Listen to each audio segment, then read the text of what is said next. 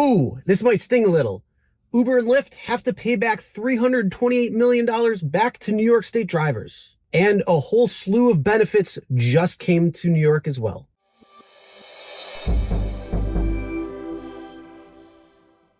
Hey everyone, my name is Chris and welcome to the RideShare Guy. And if you're new to the channel, the RideShare Guy is all about the gig economy, whether it's food delivery, whether it's rideshare, or anything else in between. So make sure you hit that subscribe button. Let's get to the video. So the state of New York and Uber and Lyft just came to an agreement to offer driver protections and a minimum wage floor, unemployment benefits, and more, as well as back pay to drivers where they had some issues where the driver was not supposed to pay the fund, but Uber and Lyft were supposed to with their passengers. So some drivers are going to get a probably pretty good payday because it's going all the way back to 2014. All right, so let's talk about the back pay first, totaling $328 million coming back to drivers. And this is $290 million from Uber and $38 million from Lyft. And essentially what was going on is between 2014 and 2017, Uber deducted sales taxes and black car fund fees, which go to the namesake nonprofit organization created by the state to protect for-hire drivers and their passengers from drivers' payments instead of from riders' total charge for an Uber ride. So drivers were paying for that instead of the passengers. On top of that, Uber also misrepresented the deductions, telling drivers the company would deduct only its commission from the driver's fare, and drivers were entitled to charge the passenger for any tolls, taxes, or fees incurred without providing them with a method to do so through the Uber driver app. And then Lyft deducted an 11.4% administrative charge from drivers' payments in New York from 2015 to 2017, equal to the amount of sales tax and black car fund fees intended to be paid by riders. So out of that, about 100,000 drivers were affected, and that means some drivers could be seeing pretty big payday. All right, so let's talk about what's current now and what drivers are going to be looking for into the future when it comes to benefits and protections. So the first thing that Uber and Lyft are going to be providing the drivers in New York State is a minimum earnings floor or a minimum earning guarantee, which means that you will be able to make no less than $26 per active hour throughout the state of New York. New York City already had a minimum floor put in place, and that is not going to change, but all drivers within the state of New York will have an earnings guarantee. And again, this is $26 per active hour. What is active hour?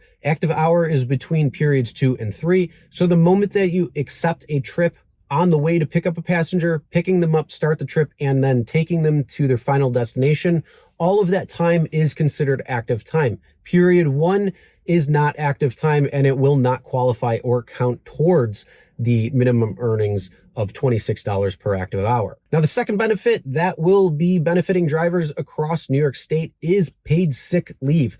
And essentially how you accumulate your time is you will gain 1 hour of sick time for every 30 hours of active time that you work on the platforms.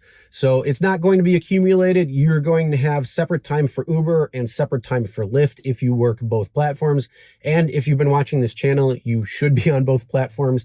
But essentially for every 30 hours of active time, you will get 1 hour of sick time, and you can accumulate up to 56 hours of paid sick leave every year. Now, the rates of that paid sick leave will be for the entire state of New York, not including New York City, is that $26 per active hour.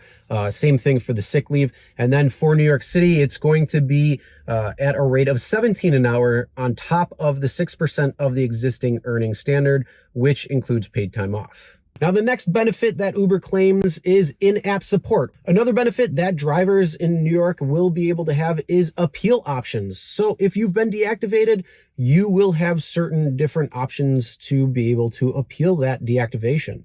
And that's good in my book. I think any sort of available options, making it easier for drivers to be able to appeal a deactivation, especially if it's a false claim or some accusation that is not true, and you have dash cam footage or anything like that proving that's not true, I think this is a good step in the right direction. Another benefit is driver training. So if you are going to be needing any training, you'll get paid training.